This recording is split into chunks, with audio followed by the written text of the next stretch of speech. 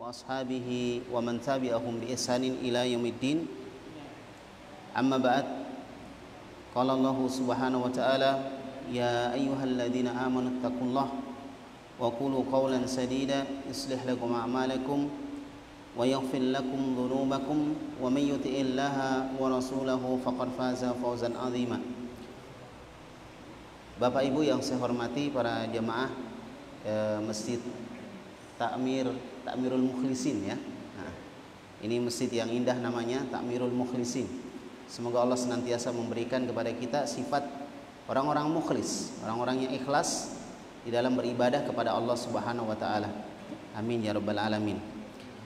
Bapak Ibu yang saya hormati, ini pertama kali saya hadir di masjid ini dan saya bersyukur bertemu dengan para jemaah di masjid ini yang ramah-ramah, alhamdulillah ya.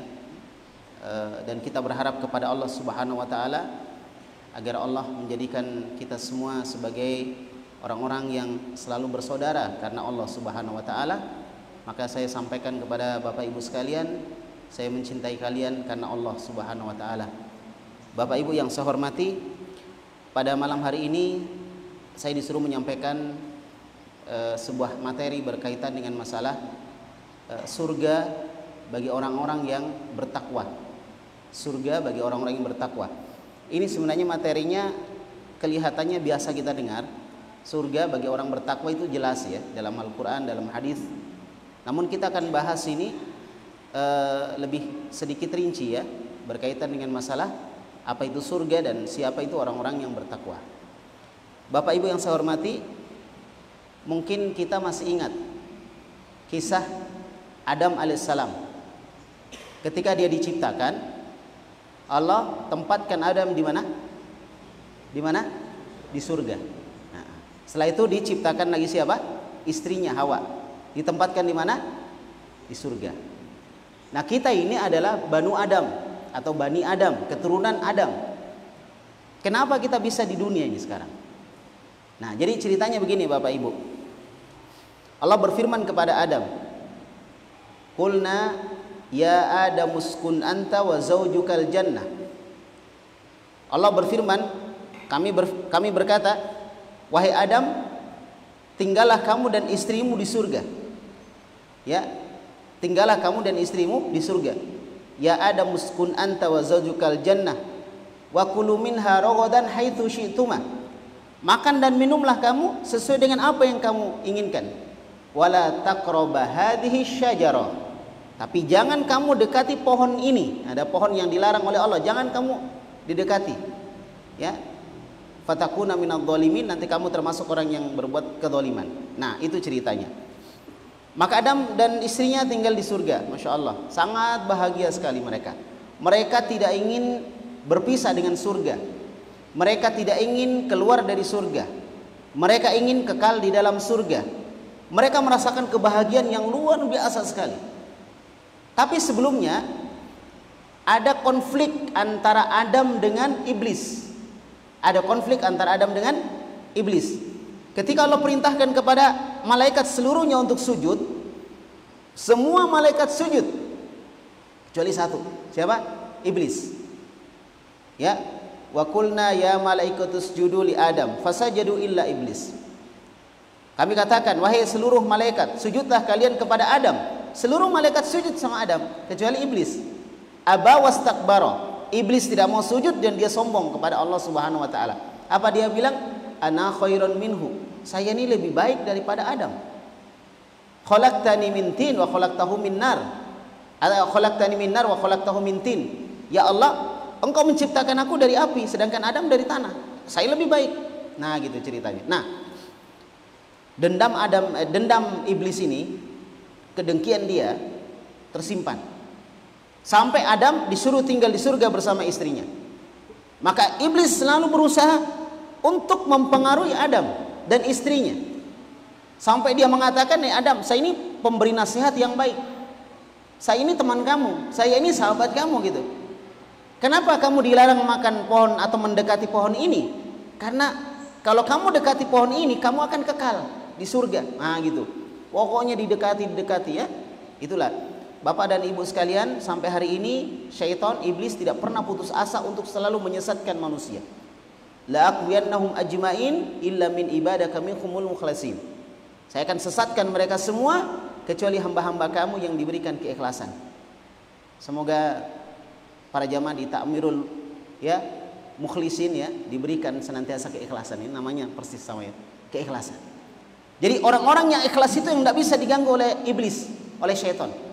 Nah, waktu itu Adam berpikir, kayaknya benar juga ini ajakan iblis ini. Lalu dia dekati pohon, kemudian Allah Subhanahu wa taala murka kepada Adam, maka diusirlah mereka berdua. Qul nahbitu minha jami'a, turunlah kalian berdua ke muka bumi, suruh turun ke muka bumi. Tapi ada pesan Allah Subhanahu wa taala kepada Adam. Adam kan ceritanya ketika turun ke muka bumi beliau bersedih sekali nih ceritanya. Dari tempat yang indah, yang bagus, tiba-tiba turun ke muka bumi. Bapak-bapak dan ibu-ibu, sekarang apa sih surga itu sehingga Adam kenapa ingin sekali kekal di dalam surga, tidak mau diusir dari surga? Disebutkan oleh hadis Nabi SAW yang diriwayatkan oleh Imam Bukhari dan Imam Muslim dari Abu Hurairah radhiyallahu an, Rasulullah SAW bersabda, qala Allah Subhanahu wa taala, Allah berfirman. Ini hadis qudsi. Hadis qudsi itu artinya firman Allah yang tidak terdapat di dalam Al-Qur'an. Tapi dia firman Allah. Allah berfirman, a'dattu li ibadiyas solihin ma la ainun ra'at wala udhunun sami'at wala khatara ala bali basyarin.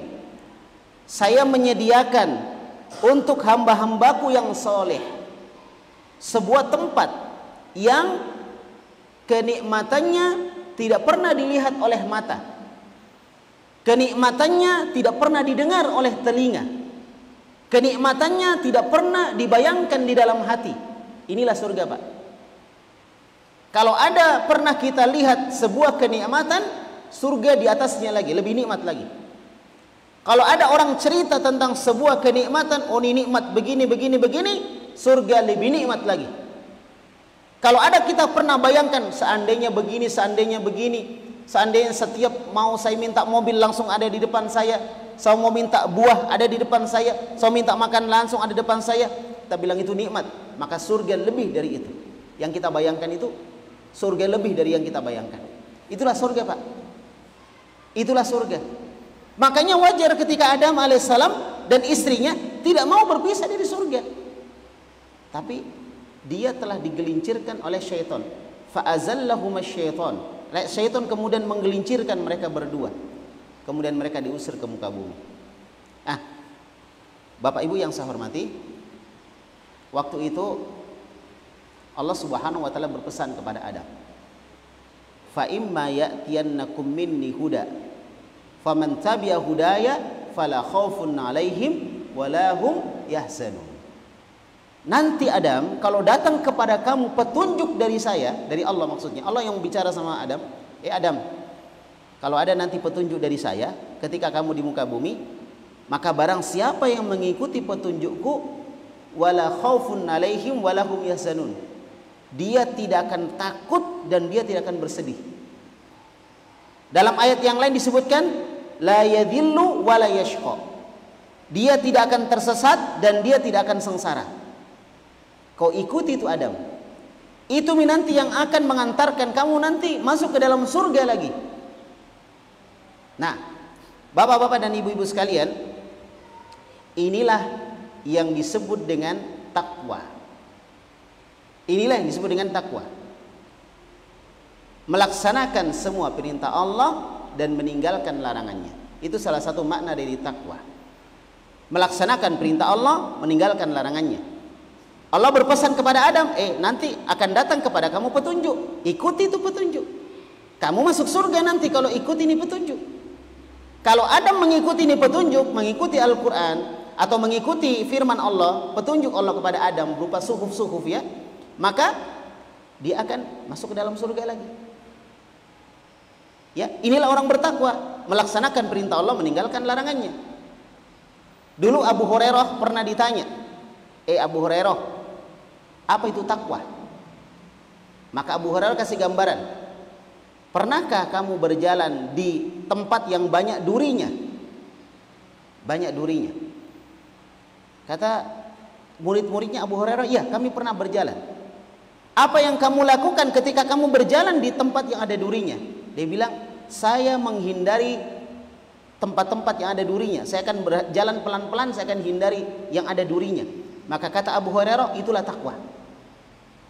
Karena takwa itu dari kata at-taqwa itu bermakna wikoya. Wikoya artinya penjagaan. Jadi orang yang bertakwa, dia menjaga diri dari perkara-perkara yang bisa mendatangkan murka Allah. Seperti ibaratnya orang berjalan di tempat yang ada durinya, dia menghindari tempat-tempat yang ada durinya. Kakinya selalu pelan-pelan jalan. Oh, ini nggak ada duri, diinjak lagi di situ. Ini tidak ada duri, diinjak lagi di situ. Itulah gambaran orang bertakwa, menghindari perkara-perkara yang bisa mendatangkan murka Allah Subhanahu wa taala. Itu bertakwa namanya. Nah, kemudian sebagian sahabat seperti Talq ibnu Habib radhiyallahu an, seorang sahabat, ketika beliau ditanya tentang takwa, maka beliau mengatakan, "Anta'mala bi ta'atillah ala nurin minallah tarju thawaballah." Takwa itu artinya engkau mengamalkan ketaatan kepada Allah berdasarkan cahaya dari Allah. Maksudnya berdasarkan Al-Quran, berdasarkan hadis, berdasarkan ilmu agama. Kamu melaksanakan ketaatan kepada Allah berdasarkan syariat Allah, berdasarkan agama. Ya, dengan harapan mendapatkan pahala dari Allah. Wa antatruka maksiatallah ala nurin minallah takhafu iqaballah. Dan kamu meninggalkan apa-apa yang dilarang oleh Allah Subhanahu wa taala. Kamu meninggalkan apa yang dilarang oleh Allah Subhanahu wa taala, meninggalkan maksiat kepada Allah berdasarkan ilmu dari Allah karena takut kepada Allah Subhanahu wa taala. Jadi Bapak Ibu, kalau kita lihat definisi ini, maka kita akan mengetahui bahwa takwa itu dasarnya adalah ilmu. Dasarnya adalah ilmu. Contoh, ada orang yang mengerjakan sholat setelah berwudu. Ada nggak sholat setelah berwudu? Setelah berwudu ada sholat? Ada. Berapa rakaat? 2 rakaat. Nabi bersabda, "Man tawadda'a nawa wudu'i hadza, summa shalla rak'atain, lam yuhadditsu fihi nafsan, ghufira lahu ma taqaddama min dambi." Siapa yang berwudu dengan caraku ini, lalu dia sholat 2 rakaat, dia khusyuk dalam sholatnya, diampuni dosanya yang telah lalu. Diampuni dosanya yang telah lalu. Maka ketika orang sedang berwudu, dia masuk ke dalam masjid, lalu dia sholat, dia bayangkan hadis yang saya bacakan tadi, dia bayangkan bahwa kalau dia sholat dengan khusyuk diampuni dosanya, maka inilah yang namanya takwa. Karena dia melaksanakan ibadah berdasarkan ilmu agama, bukan ikut-ikutan orang, bukan melakukannya tidak sengaja, atau melakukannya karena cuma mengharapkan pujian dari orang. Tapi dia melakukannya karena ilmu yang dia pelajari. Setelah itu dia amalkan. Itu namanya apa? Takwa. Berarti takwa itu, Pak, Ibu, harus belajar. Tidak dapat takwa kalau tidak belajar. Ya, mak guru ki, belajar ki. Kalau kita belajar, kemudian kita amalkan apa yang kita pelajari, itulah takwa namanya. Itu takwa. Taat, itulah taat namanya. Jadi taat itu adalah seorang melakukan sesuatu karena dia tahu bahwa ini disuruh. Contoh misalnya, bapak-bapak kalau pakai sendal kaki kanan dulu atau kaki kiri dulu? Atau kadang tidak peduli kaki kanan atau kaki kiri? Nah, kalau ada orang pakai sendal kaki kanan dulu, kemudian kaki kiri, maka dia telah sesuai dengan sunnah Nabi. Tapi kalau dia tidak tahu ilmunya, ya dia tidak ada niat, pokoknya pakai saja. Padahal Nabi mengatakan apa? Ya, hendaklah kalian memakai sandal dengan kaki kanan dulu, kemudian kalau kalian melepasnya, maka lepaslah kaki kiri dulu. Nah, jadi ketika dia pakai sandal kaki kanan dulu, dia niatkan saya melakukan ini karena ada perintahnya dari Nabi, maka dia dapat pahala, Pak. Setiap pakai sandal dapat pahala, setiap lepas sandal dapat pahala. Itu karena dia pelajari. Kalau kita tidak pelajari, kita cuma pakai sandal kaki kanan, kita tidak dapat pahala karena kita tidak ada niat. Tidak ada niat untuk mengikuti Nabi. Contoh, bapak-bapak kalau makan tangan apa? Tangan kanan. Ada orang makan tangan kanan karena memang kebiasaannya makan tangan kanan. Tapi ada orang makan tangan kanan karena dia pernah mendengar Nabi bersabda, ya, kulu bishimalik wa tashrobu bishimalik. Makanlah dengan tangan kanan, minumlah dengan tangan kanan. Fa inna syaitan ya'kulu kulu biyaminik wa yashrabu biyaminik. Makanlah dengan tangan kanan, minum dengan tangan kanan. Fa inna syaitan ya'kulu bishimali wa yashrabu bishimali. Karena syaitan itu makan dengan tangan kiri, minum dengan tangan kiri. Au kama qala sallallahu alaihi wasallam. Jadi dia makan dengan tangan kanan karena Nabi suruh makan dengan tangan kanan. Seperti ada anak yang makan, Nabi lihat cara makannya salah, Nabi bilang, "Ya gulam samillah." Wahai anak kecil, makan dengan tangan kanan. Bacalah bismillah. Wa kul biyaminik, makan dengan tangan kanan. Wa kul mimma yalik, makanlah dengan yang dekat dengan kamu. Jadi dia makan dengan tangan kanan karena dia pernah dengar Nabi bersabda begitu. Jadi dia amalkan itu karena niatnya mau ikut Nabi. Dapat pahala dia, Pak. Itulah takwa namanya. Jadi takwa itu didasari dengan apa? Ilmu. Nah, Bapak Ibu yang saya hormati, kabar gembira nih, kabar gembira ya. Kabar gembira dari Al-Qur'an, dari hadis Nabi. Ternyata surga itu diciptakan, diperuntukkan untuk orang yang bertakwa. Di dalam Al-Qur'an Allah berfirman, "Wasari'u ila maghfiratin mir rabbikum." Bersegeralah kalian menuju kepada ampunan Rabb kalian, Allah Subhanahu wa taala. Disuruh cepat-cepat, Pak. Jadi kalau mau bertobat jangan ditunda-tunda, Pak. Kalau kita ingat sekarang kita punya dosa, bertobat nih sekarang. Jangan tunggu besok. Besok kita dengar kita punya salah, kita ingat kita ada kekeliruan, kita ada dosa, bertobat saat itu juga. Jangan ditunda besoknya lagi. Karena kita tidak tahu kapan Allah mencabut nyawa kita.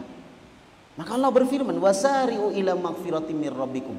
Bersegeralah kalian, cepat-cepat kalian menuju kepada ampunan Rabb kalian Allah Subhanahu wa taala. Jangan ditunda-tunda. Jangan ditunda-tunda. Pernah dengar? Ada orang yang menunda taubatnya di zaman Nabi Musa.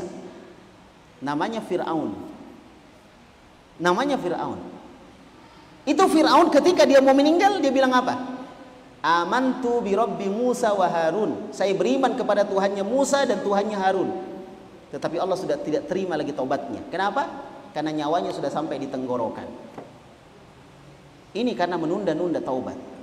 Terlambat. Padahal dulunya dia tahu Musa dan Harun itu benar. Yang salah itu dia. Tapi dia tetap melakukan kesalahan dan tidak mau bertaubat. Akhirnya terlambat. Dia masih sempat mengatakan apa? Amantu bi Rabbi Musa wa Harun. Aku beriman kepada Tuhannya Musa dan Tuhannya Harun. Tapi sudah terlambat. Bapak Ibu yang saya hormati dan saya muliakan, itu. Jadi Allah berfirman, bersegeralah kepada ampunan Rabb kalian. Wa jannatin, dan bersegeralah kepada surga. Arduhas samawati wal ardu. Yang surga itu luasnya seluas langit dan bumi. Nah, itu. Jadi kalau langit digabung sama bumi, itulah luasnya surga. Kalau bumi mungkin kecil, Pak. Langit ini yang luas.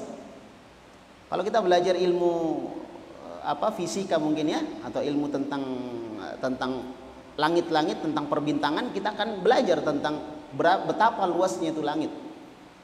Ya, langit itu luas. Jadi surga itu luasnya seluas langit dan bumi. Kemudian disebutkan di akhir ayat, uiddat lil muttaqin. Allah sediakan surga itu khusus untuk orang-orang yang bertakwa. Jadi sekarang bukan masalah kalau orang bertakwa masuk surga. Sekarang masalahnya adalah bagaimana kita supaya jadi orang bertakwa. Bagaimana supaya jadi orang bertakwa? Sebenarnya simple, praktis. Belajar, amalkan ilmunya, ya kan? Kemudian beribadah kepada Allah sampai meninggal. Wala tamutunna illa wa antum muslimun. Jangan kalian meninggal kecuali dalam keadaan menjadi seorang muslim. Semoga kita dijaga oleh Allah untuk selalu menjadi orang bertakwa. Makanya Allah berfirman supaya kita punya bekal untuk di akhirat. Apa bekal kita di akhirat? Bekal terbaik kita ke akhirat apa, Pak? Takwa. Fatazawwadu fa inna khairaz zadit taqwa. Berbekalah kalian dan bekal terbaik adalah takwa. Ya, jadi bapak-bapak yang selama ini dilakukan sholat ke masjid, baca Al-Quran, belajar agama, ya kan, membantu orang lain, bersedekah, itu sebagai manifestasi dari ketakwaan seseorang. Maka jangan pernah ditunda-tunda kalau ada kebaikan. Fastabiqul khairat, berlomba-lombalah di dalam kebaikan. Fastabiqul khairat, berlomba-lomba dalam kebaikan. Ya, dan kita berharap kepada Allah, semoga Allah Subhanahu wa taala menjadikan kita orang-orang yang senantiasa diingatkan ketika kita keliru, ketika kita salah. Hidup ini, Pak, cuma sementara. Hidup ini tidak lama. Tidak ada yang hidup 300 tahun untuk sekarang ini. Ya, kalau ada 200 tahun sudah lumayan panjang sekali umurnya. 100 tahun saya setengah mati, Pak. Sekarang coba kita sudah umur berapa ini? Sisa kita hitung kira-kira berapa tahun lagi kita? 4 tahun lagi 70, Pak, ya. Mudah-mudahan panjang umur. Insya Allah kita doakan orang tua kita. Alhamdulillah. Kalau Bapak berapa, Pak?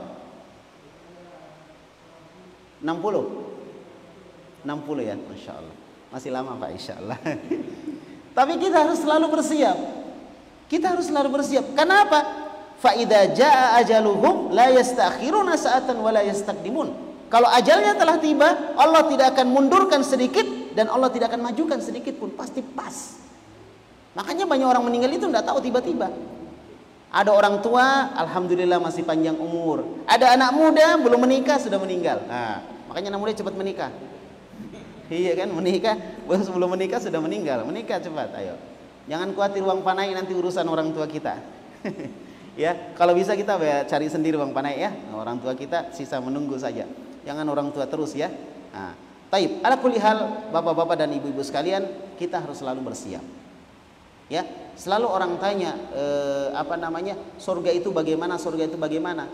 Tapi yang penting sekarang adalah bagaimana kita masuk surga. Itu yang penting. Ya, itu yang penting. Isya sampai jam berapa, Pak? 7 lewat 18 15. Saya dikasih tahu oleh teman ya, Ustadz, bagus kalau di masjid itu tanya jawab gitu. Jamaah senang kalau tanya jawab. Makanya saya sediakan waktu untuk kita tanya jawab. Ya, saya tutup dulu materinya, setelah itu kita tanya jawab. Mungkin ada hal-hal yang kita bisa saling tukar pikiran, ya, saling berbagi ilmu. Insya Allah kita tentunya dari bapak-bapak sekalian dari ilmu yang bisa saya ambil faedahnya, ambil manfaatnya. Ayo, silakan Bapak Ibu yang ingin bertanya. Nah, silakan, ada pertanyaan? Ayo silakan Bapak. Iya, silakan. Orang tua kita. Iya. Apa yang perlu kita perhatikan seperti daripada kita harus khusyuk dan ikhlas, dan apa lagi yang lain diperhatikan. Sampai hanya perintah saja dilakukan sehingga Iya. tidak bermakna. Betul. Iya. Jadi bapak kita ini tanya tentang masalah apa saja yang harus dilakukan dalam mengerjakan sholat. Apakah khusus ikhlas itu sudah cukup atau ada yang lain lagi? Nah, sholat itu seperti jasad, seperti satu tubuh yang di situ ada jasad, ada ruhnya. Ada jasadnya sholat, ada ruhnya. Jasadnya sholat artinya gerakan-gerakan sholat. Tidak boleh kita bikin-bikin sendiri gerakannya. Harus mencontoh Nabi. Karena Nabi bersabda apa? Sallu kama ra'aitumuni usolli. Mungkin bapak-bapak sudah hafal. Salatlah kalian wahai kaum muslimin seperti aku melakukan salat. Sampai Nabi pernah salat di atas mimbar, tapi mimbarnya Nabi kan tangga, jadi di atasnya paling tinggi tempat duduk. Jadi tempat duduk, tangga. Jadi Nabi pernah salat di atas mimbar begitu. Sengaja dia naik ke atas tangga supaya orang di belakang lihat, oh begitu cara salatnya Nabi. Nah itu, jadi usahakan sholat kita mencontoh Nabi. Ustadz, Nabi kan sudah tidak ada, sudah meninggal. Iya, Nabi sudah meninggal, tapi hadis-hadisnya masih ada. Disitulah kita belajar bagaimana sholatnya Nabi. Karena hadisnya Nabi banyak, maka kadang terjadi perbedaan pendapat di kalangan para ulama tentang gerakan-gerakan sholat. Bukan masalah perbedaan pendapat yang jadi masalah kita. Yang jadi masalah kita, apakah gerakan sholat kita sudah kita dapatkan dalam hadis Nabi atau belum. Kadang kita kalau sudah sholat ya sudah, kita tidak pikir sholat saya sudah benar atau salah. Jadi proses belajar terus harus dilakukan. Jadi itu namanya jasadnya sholat. Kemudian yang kedua ada ruhnya sholat. Apa ruhnya sholat? Keikhlasan, ketenangan, tawakal, kedekatan kepada Allah, merasa diawasi oleh Allah Subhanahu wa Ta'ala. Itu ruhnya sholat. Nah, kaitannya dengan jasadnya sholat, Nabi SAW bersabda, "Man amila amalan laisa alaihi amruna fahuwa raddun." Siapa melakukan sebuah amalan yang kami tidak perintahkan, maka amalan itu ditolak. Sekarang saya tanya Pak, 3 sama 7 bagus mana? Atau 4 sama 7, mana bagus 4 sama 7? Bagus 7, lebih banyak kan ya? Tapi dalam masalah sholat itu tidak berlaku. Orang yang sholat isya 4 rakaat itu lebih baik daripada orang yang sholat isya 7 rakaat. Karena yang 7 rakaat tidak ada perintah. Paham sudah? Jadi bukan dilihat oh banyaknya, bukan. Dilihat dari apa? Cocoknya sholatnya dengan sholatnya Nabi. Sholatnya Nabi kalau sholat isya berapa rakaat? Kalau di sini berapa rakaat? 4 ya, berarti sama di Makassar ya. Di Makassar juga 4. Iya karena memang begitu perintahnya Nabi. Paham sudah? Nah, yang kedua, perhatikan keikhlasan kita. Jangan sholat karena mau dilihat orang. Sholat sambil selfie, saya sedang sholat ya, keliru. Ya, jadi sholat jangan kita mau riak, mau pamer, mau dilihat orang. Kemudian jaga keikhlasan. Kemudian kalau kita mau naik lagi tingkatan sholat kita sholat seakan-akan kita diawasi Allah. Ketika ada malaikat Jibril datang kepada Nabi dalam wujud manusia, dia bertanya tentang beberapa masalah. Salah satu yang dia tanyakan adalah, "Ya Muhammad, akhbirni anil ihsan." Wahai Muhammad, beritahu saya apa itu ihsan. Ihsan itu tingkatan di atas iman. Islam, iman, ihsan, paling tinggi. Maka malaikat bertanya, apa itu ihsan? Maka Nabi mengatakan, "Anta budallaha ka'annaka tara, fa illam takun tara fa innahu yaraka." Engkau beribadah kepada Allah seakan-akan Allah melihatmu, dan kalau kamu tidak bisa, seakan-akan engkau melihat Allah, dan kalau kamu tidak bisa melihat Allah, maka seakan-akan engkau dilihat oleh Allah Subhanahu wa Ta'ala. Itu namanya ihsan. Nah, itulah sholat yang luar biasa, sehingga seorang itu sholat dalam keadaan khusyuk. Dulu ada seorang perampok yang bertobat, namanya Al-Fudail bin Iyad. Seorang perampok bertobat langsung jadi ulama. Dia punya anak namanya Ali bin Fudail bin Iyad, itu anaknya. Ini anaknya tidak bisa dengar Al-Quran yang menyedihkan, dia pasti pingsan. Makanya ketika bapaknya sholat dan tahu anaknya sholat di belakang, maka dia tidak akan membaca Al-Quran yang menyedih, yang apa isinya tentang sesuatu yang sedih, karena anaknya pasti pingsan. Suatu hari dia sholat, dia baca Al-Quran yang sedih tentang akhirat, tentang siksaan. Dia tidak tahu kalau anaknya ikut sholat di belakang. Nah, ketika anaknya dengar ayat-ayat itu, bukan pingsan, langsung meninggal saat itu juga. Ini menunjukkan apa? Kedekatan dia dengan Allah Subhanahu wa Ta'ala. Nah, ini yang harus kita lakukan. Semoga Allah memberikan taufik. Tapi itu harus terus dilatih. Gerakannya benar, hatinya baik. Wallahu a'lam bishawab. Masih ada yang lain? Silakan. Ya. Ada? Kalau dalam hati saya tidak dengar. Ayo ditanya langsung, silakan Bapak. Mumpung masih ada waktu. Atau ingin berikan tambahan masukan, nggak apa-apa, nggak ada masalah. Mungkin ada tambahan dari bapak-bapak ya. Karena saya juga masih belajar. Ayo silakan. Iya silakan. Apakah masih khusyuk kalau ada orang anak yang menangis pada waktu kita salat? Apakah kita bisa khusyuk? Iya. Khusyuk itu konsentrasi, bahasa mudahnya ya. Khusyuk itu konsentrasi dalam sholat. Bukan khusyuk tidak ingat sama sekali. Itu keliru. Ada bilang orang khusyuk kalau tidak ada dia ingat, biar orang lewat dia tidak tahu. Itu keliru. Itu pemahaman keliru. Karena Nabi SAW pernah sholat sambil gendong anak. Kalau dia berdiri dia gendong, kalau dia sujud ruku dia taruh lagi itu anak, kalau berdiri digendong lagi. Makanya menunjukkan boleh kita melakukan itu. Apakah Nabi tidak khusyuk dalam saat seperti itu? Jawabannya khusyuk. Pernah juga Nabi sholat, ada kambing lewat, Nabi maju untuk mengusir kambing itu agar tidak melewati beliau. Nabi setelah itu mundur lagi. Bahkan Umar bin Khattab pernah dia sholat, tiba-tiba ada orang lewat di depan dia, langsung dipegang, dicekik. Taulah Umar bagaimana? Dicekik. Artinya jangan kamu lewat di depan saya sedang sholat. Gitu. Tapi apakah ini namanya tidak khusyuk? Khusyuk. Jadi keliru kalau diartikan khusyuk itu berarti tidak ingat sama sekali. Keliru. Ya, Nabi juga pernah sholat. Ketika dia sholat ada kakinya Aisyah di depan, maka disentuh kakinya Aisyah. Setelah itu ketika disentuh ditarik kakinya Aisyah. Karena rumahnya Nabi itu sangat sederhana, sempit. Rumah sangat sederhana sekali, sampai selonjor pun susah. Sempit sekali rumahnya Nabi itu. Ya, untuk ukuran Nabi dan istri beliau. Jadi Nabi pegang kakinya Aisyah. Ketika dipegang ditarik kaki Aisyah, baru Nabi sujud. Ini menunjukkan Nabi sadar. Nabi apa? Nabi sadar. Ya, itulah khusyuk. Jadi khusyuk itu konsentrasi. Yang penting dia tetap konsentrasi sholat. Dia tetap konsentrasi sholat dan dia tidak melakukan gerakan-gerakan yang bisa membatalkan sholat, gerakan yang terlalu banyak. Kata Nabi SAW, fa inna fis sholati sughlun. Sesungguhnya dalam sholat itu ada kesibukan yang sangat menyibukkan. Maka tidak boleh orang terlalu banyak gerakan di dalam sholat. Walaupun bergerak boleh. Wallahu alam bissawab. Semoga Allah memberikan kita kekhusyuan. Masih ada yang lain silakan. Dari bapak kita atau masukan. Bapak-bapak biasa ada ilmunya, cuma disimpan-simpan ini ya. Ayo Pak, kalau ada masukannya, tambahan-tambahan atau pertanyaan. Silakan anak muda.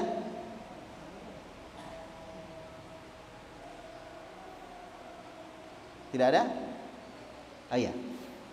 Kalau nggak ada, ini berapa menit lagi? 7 menit lagi. Oh ada pertanyaan Pak? Ada pertanyaan? Oh tidak ada. 7 menit lagi ya. Nah, bapak-bapak dan ibu-ibu sekalian, agama kita diturunkan Allah Subhanahu wa taala dengan ilmu. Agama kita ini adalah agama ilmiah. Semua ada dalilnya, semua ada keterangannya. Tidak ada satupun yang tidak ada keterangannya. Semua ada keterangannya. Gerakan sholat kita, setiap gerakan ada keterangannya. Kalau bapak-bapak baca dalam hadis, anggaplah hadis Bukhari, hadis Muslim, Abu Dawud, Imam Tirmidzi, Ibnu Majah dan seterusnya, kita akan dapatkan setiap gerakan sholat itu ada apa? Keterangannya. Sampai bagaimana tangan, sampai disebutkan tangan Nabi ketika angkat tangan itu tidak terlalu renggang, tidak terlalu rapat. Itu ada dalam hadis. Jadi menunjukkan Nabi sudah tinggalkan kita semuanya. Makanya kewajiban kita adalah mempelajari agama kita. Dekatkan kita punya anak-anak kepada agama. Nabi bersabda dalam hadis yang diriwayatkan oleh Imam Bukhari dan Imam Muslim, "May yuridillahu bihi khaira yufaqihu fid din." Siapa yang Allah kehendaki kebaikan, Allah akan jadikan orang itu paham dengan agama. Makanya kalau bapak-bapak, ibu-ibu paham agama, berarti Allah menghendaki kebaikan untuk bapak-bapak dan ibu-ibu. Maka sebaiknya sebuah masjid paling tidak dia punya, selain ada khutbah Jumat, ada pengajian rutin atau majelis taklim rutin. Kalau di sini ada majelis taklim? Majelis taklim ada bapak-bapak? Yang mudah-mudahan nanti dipikirkan. Itu penting. Kenapa bapak-bapak sekalian? Karena kita manusia bukan cuma butuh makan dan minum. Kita juga butuh ilmu agama. Coba sebentar kita pulang. Kita pikir baik-baik. Ketika kita di masjid bermajelis ilmu seperti ini, apa yang kita rasakan? Ketenangan atau kegundahan? Saya yakin semua akan merasakan apa? Ketenangan. Karena itu janjinya Nabi dalam hadis yang diriwayatkan oleh Imam Muslim. Majtama'a qaumun fi baitin min buyutillah illa yatlu kitaballahi wa yatadarasunahu bainahum illa nazalat alaihimus sakinah wa khasiyatuhumur rahmah wa khaffathumul malaika wa dzakarallahu fi man indah. Tidaklah sekelompok orang berkumpul di masjid, mereka membaca Al-Qur'an dan saling mengajarkan Al-Qur'an, mengajarkan ilmu agama, kecuali akan turun kepada mereka ketenangan. Ya kalau mau kita tenang, datang majelis ilmu. Mana majelis ilmu? Akan diberikan ketenangan. Nabi Pak tidak pernah bohong. Ini pasti benar ini. Ketenangan. Yang kedua, mereka akan dikelilingi oleh Allah dengan kasih sayangnya, dikelilingi kasih sayang Allah. Yang ketiga, malaikat akan menaungkan sayap-sayapnya, Masya Allah. Jadi ada malaikat Pak, cuma kita tidak lihat, menaungkan sayap-sayapnya. Kenapa? Karena malaikat suka dengan apa yang kita cari, yaitu ilmu agama. Dan yang keempat, ini yang luar biasa, wa dzakarallahu fi man indah. Allah akan sebut nama-nama orang itu di hadapan para malaikat. Kan dulu para malaikat pernah bertanya kepada Allah. Ketika Allah berfirman kepada para malaikat, saya mau menciptakan khalifah di muka bumi. Apa kata para malaikat? Ataj'alu fiha may yufsidu fiha wa yasfikud dima. Ya Allah, kenapa engkau ingin menjadikan di muka bumi manusia yang suka membuat kerusakan dan suka menumpahkan darah? Kenapa mau diciptakan manusia? Manusia tidak ada manfaatnya. Mau diciptakan. Nah, malaikat belum tahu bahwa manusia juga ada kebaikan. Makanya ketika manusia melakukan amalan kebaikan seperti mempelajari ilmu agama, maka Allah akan sebut nama-nama mereka di hadapan malaikat. Tuh lihat hamba-hambaku, itu lihat hamba-hambaku. Diperlihatkan kepada para malaikat. Subhanallah, keutamaan luar biasa. Makanya bapak-bapak dan ibu-ibu sekalian, jangan pernah berhenti belajar agama. Dekatkan anak-anak kita dengan ilmu agama, karena itu kebutuhan. Imam Ahmad Abu Abdillah, murid Imam Syafi'i dan juga guru Imam Syafi'i, karena Imam Syafi'i sama Imam Ahmad itu saling berguru. Imam Syafi'i berguru kepada Imam Ahmad berguru kepada Imam Syafi'i, saling mengajarkan ilmu. Nah, Imam Ahmad pernah bilang begini, an-nasu yahtaju ilal ilmi akthar min hajatihim ila at-ta'ami wasyarab. Manusia itu butuh kepada ilmu agama melebihi kebutuhan dia terhadap makanan dan minuman. Kalau satu hari kita tidak makan masih bisa Pak, masih kuat insya Allah. Tapi kalau satu hari kita tidak dapat ilmu agama, harusnya kita merasa kesulitan untuk hidup. Karena ilmu agama sangat dibutuhkan. Makanya Allah Subhanahu wa taala mengutus para nabi untuk apa? Untuk dititipi oleh Allah ilmu agama supaya disampaikan kepada umatnya. Nah, Nabi kita Muhammad juga dikasih ilmu agama supaya disampaikan kepada kita semua. Kepada kita semua. Maka bapak-bapak dan ibu-ibu, tidak ada warisannya Nabi kecuali ilmu agama. Coba kalau ada warisan, kita punya orang tua ada warisan 1 miliar, anaknya cuma 3, kira-kira kita rebutan tidak itu? Kita rebutan. Meninggal ayah kita atau meninggal ibu kita, ada warisannya 1 miliar, anaknya 3 orang, pasti akan rebutan itu anak. Bahkan kalau perlu saling membunuh untuk mendapatkan harta. Kalau perlu saling mencelakakan untuk mendapatkan harta. Dan itu terjadi. Tapi kenapa ketika Nabi mewariskan ilmu agama tidak ada yang berebutan? Ya, Nabi bersabda di dalam hadis yang sahih, al ulama'u warathatul anbiya. Ulama itu adalah pewarisnya para nabi. Wal anbiya lam yuwarrithu dinaran wala dirhama. Dan para nabi tidak pernah mewariskan harta, dinar, dirham, perak, emas, tidak pernah. Innama warrathul ilma. Para nabi cuma mewariskan ilmu agama. Faman akhadahu faqad akhadha bihadzin wafirin. Siapa yang mengambil ilmu agama dari para nabi, maka sungguh dia telah mendapatkan bagian warisan yang paling banyak. Maka bapak-bapak dan ibu-ibu, itu warisan nabi kita. Mana mungkin kita bisa dekat dengan nabi kalau warisan nabi kita tidak jaga, kita tidak pelajari. Ya kan? Ya Allah, aku cinta kepada nabimu, maka Allah akan minta kepada kita, mana buktinya kamu cinta kepada nabiku? Tidakkah dulu nabiku telah mewariskan ilmu agama, kenapa kamu tidak berusaha untuk menjaganya dan mengumpulkannya, mengamalkannya? Coba kita mau bilang apa Pak? Oleh karena itu bapak-bapak sekalian, masih ada waktu kita untuk belajar-belajar. Maka semoga masjid ini bisa dijadikan tempat untuk belajar agama. Anak-anak kita mungkin ada TPA, di sini ada TPA? Ada tempat mengaji anak-anak? Ya alhamdulillah, itulah tempat mereka untuk belajar. Kenapa sekarang kenakalan remaja, kenakalan anak-anak sudah luar biasa sekali. Ya, ada gadget, ada HP, dari situ kenakalan anak-anak. Maka perlu difilter, perlu diimbangi dengan pelajaran agama. Inilah tugas bapak-bapak sekalian.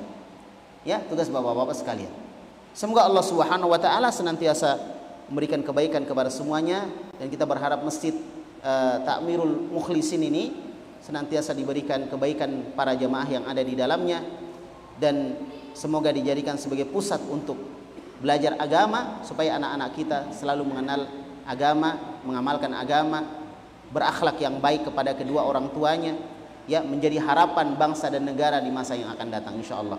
Demikian yang bisa saya sampaikan pada kesempatan malam hari ini, dan semoga Allah mempertemukan kita lagi di lain kesempatan insyaallah. Subhanakallahumma wa bihamdik, asyhadu an la ilaha illa anta, astaghfiruka wa atubu ilaik. Wa sallallahu ala nabiyyina Muhammad wa ala alihi wa sahbihi wasallam. Wa akhiru da'wana anil hamdulillahi rabbil alamin. Assalamualaikum warahmatullahi wabarakatuh.